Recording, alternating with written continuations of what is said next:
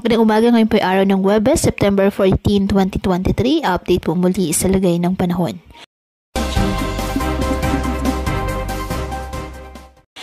Patuloy pa rin na minomonitor ang isang low pressure area na nasa loob ng ating Philippine Area of Responsibility sa may Itbayat, Batanes.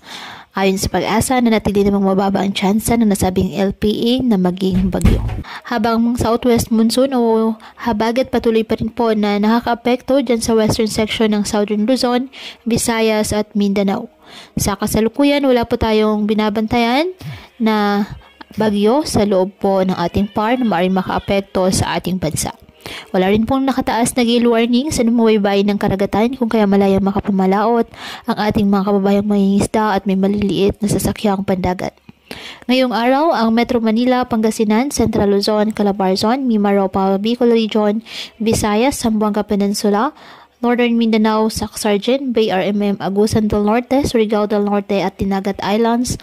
Asahan na maulap na halangitan na may kalat-kalat na pag-ulan at thunderstorms dahil sa habagat. At ang nalalabing bahagi ng bansa, bagyang maulap na sa maulap na halangitan with isolated rain showers or thunderstorms dahil pa rin po sa habagat at localized thunderstorms.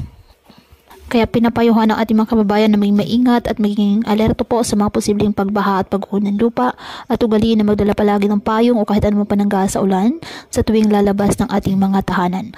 At yan po muna ang update sa lagay ng panahon ngayong araw. Muli patuloy po tayo na mag-ingat at palaging tandaan, God loves you. Stay safe and God bless.